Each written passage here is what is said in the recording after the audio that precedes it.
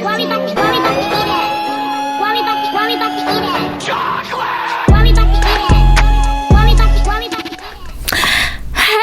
y'all, I'm back. How my chocoholics doing today? It's me and I'm back with another mukbang. And we're gonna hurry and get into this mukbang because I was hungry. Today we have just some goddaggone onion rings. Plain ass onion rings from my favorite, but they are my favorite onion rings from Everest. The best onion rings I've ever ate in my entire life. And we're gonna get started. And I also have a story time for you guys. Yes, get into that. Alright, let's get into it. Oh, and I got a little Snapple on the side. Snapple, kiwi, strawberry. Bomb. Okay. Let me see if I can move this over a little bit. Okay. Alright, so let's get into this. Let's eat one. We're going to go straight into story time because I don't feel like doing a lot of editing. This is ranch back here. My bad, y'all. I got me some ranch. Oh. You hear that crying? You hear the crying. Okay? And it's made with real onions. That's why I look like this. It ain't that stuffed processed stuff. There's an onion in here. Get into that. Everest be doing it. Okay. You nasty, huh? Okay. Let me drink some of this.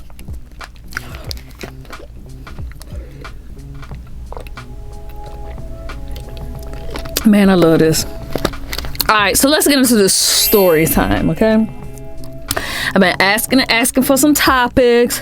And a topic that I ran across more than once was, how did you meet your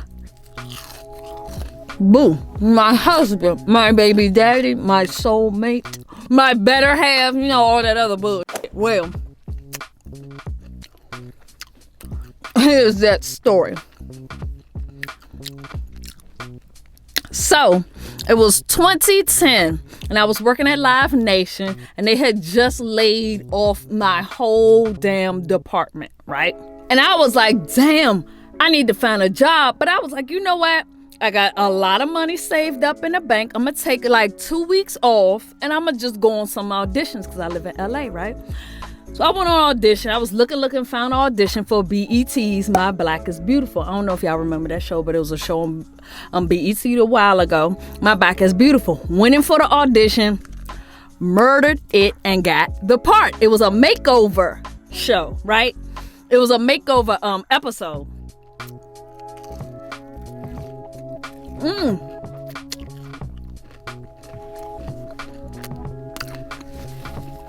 So,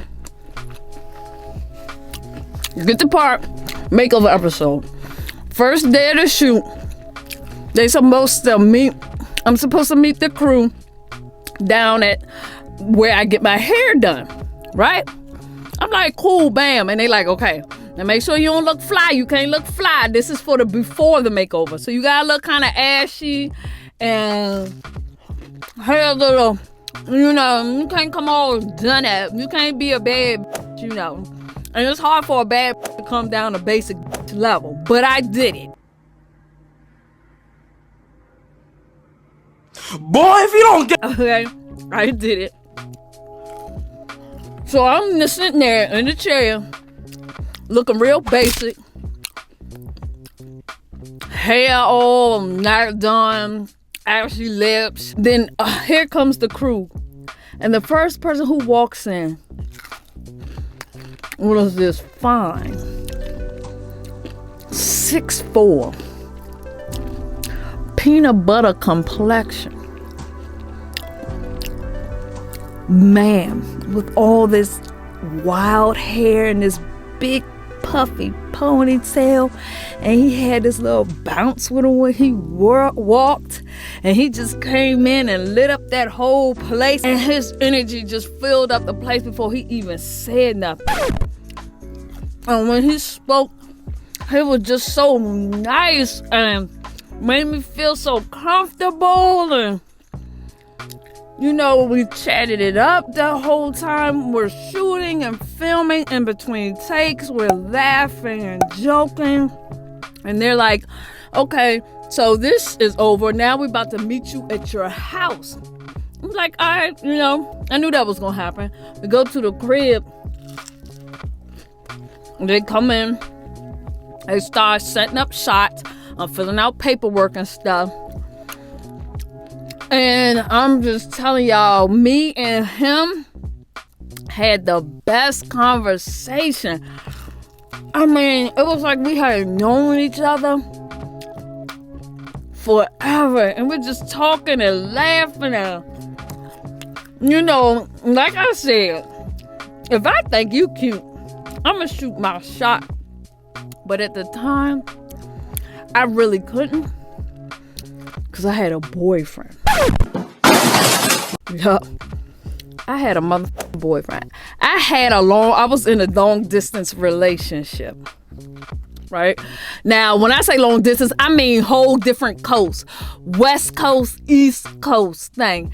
But the relationship was at end of the road. It was coming to an end. We both had known it, but we both didn't say, we just hadn't made it official, you know. So technically we were still together, but we was not together. That's my story. I'm sticking to it. I'm innocent. And so I couldn't really say nothing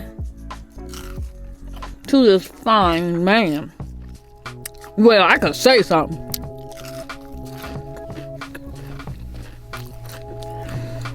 But I was trying to be, you know, trying to do things the right way. And I'm not a cheater. So I tried to keep it wrapped. But, you know, we were flirting. We were having a good ass conversation. And, you know, as he left, I was like, yo, what's your Facebook? You know, so we could keep in touch. Scheme, plot. I wanted his Facebook. Because I felt in my heart it was better than asking for his number. Because asking for his number was violating boyfriend-girlfriend code. You can't ask for another guy's number when you're somebody's girlfriend. You know what I'm saying? But you can ask for their Facebook. You know, because that's innocent. You just want to be friends, you know. Exchange Facebook. Would see each other on set, you know, as the days went on. You know, I would have to go on set and film, and I would see him, and it was always a little flirt. You know, I gave him my number. One time I asked, I was like, you know what? Oh, well, let me tell you. I forgot this part. So when he left out my apartment, that I was like, that is somebody I need in my life. I didn't care if it was a boyfriend, if it was a friend, whatever. I knew I wanted his energy in my life. So I asked him for his Facebook. That's why I asked him for his Facebook. You know, and get some of that. But yeah, so we saw each other on set, the following days. As we filmed, I had to come in a few times to, you know, fill out more paperwork or go figure out what wardrobe was gonna put me in, do a little dress rehearsal, stuff like that. Right? And he will be there, and we will always be so kiki, ha ha, hee hee, you know, type stuff. He actually was my zodiac sign and shit. You know. And we just had a really good time. And, you know, finally, I was like, you know what? I'm going to ask him for his number. I was still in a relationship. I'm still in the relationship. I was like, let me ask this boy for his number. Ooh. So I went ahead and was like, you know what, we should exchange numbers, you know, to keep in contact after this, because you real cool, you know, we have a good vibe. You know, he knew I had a boyfriend too, you know, so he really wasn't trying to step on nobody else's toes either, or so he say. So he was like, all right, let's exchange numbers. And you know, a couple of days went past, he never called. It was time for me to shoot the finale, you know, the makeover finale. I get all dolled up on set, looking like a bad. Hopefully I can find a picture or video looking like a bad, you know what I'm saying? Face flawless, hair, you know, looking all good. And you know, and that was the last time I was going to see him. But he was flirting hard. You know what I'm saying? That last day, he was flirting hard. He was just giving me these eyes all day. You know, and I was trying to throw, you know, give him some, like, give him as much attention and, like, come get me, you know? But he was kind of, like I said, he didn't want to step on no toes. And come to find out, he really didn't want to mix business with pleasure. I didn't know that at the time. So last day go, say our goodbyes, and I'm just like, look, if he call me, he call me. He don't, he don't. We always Facebook friends. We'll keep in touch that way. Let me tell you, the day that show was over, that I was no longer associated with the show, I wasn't talented anymore, Peanut Butter Bay called me. Okay? Peanut Butter Bay called me, and I tell you, when I picked up that phone, I saw this number, and I'm like, 323, who is that? Pick it up, and it was him.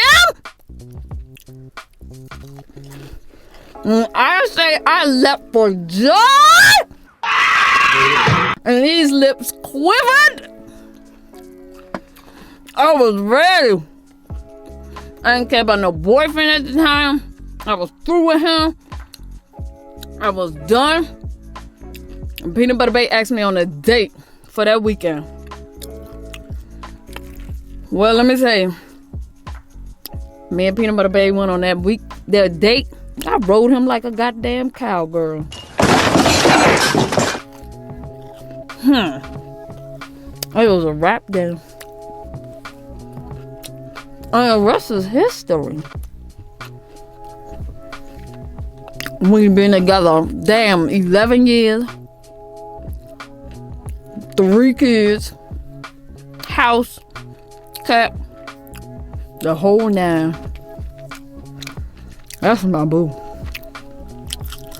And I'm full. And that's how I met my baby daddy. Yeah, though.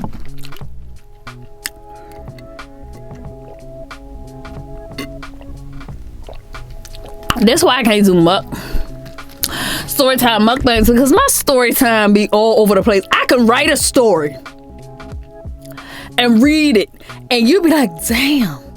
Okay, Stephen King. Okay, Lorraine Hansberry. Okay, Tennessee Williams. Okay, Maya Angelou. You would say all of that if I was to read you a story I wrote. But having to say it, just my brain be like, it just be all over the place. I know I'm going to forget some shit. I know I have. But that's all right, because I'm full. But if you're not, make sure you click on one of the 2 videos that are about to pop up on over here on this side in a few seconds and indulge. If you want to hear some more of these jumbled ghetto ass story times, go ahead and leave some in the comments box. Buttera! I'm done. Chocolate.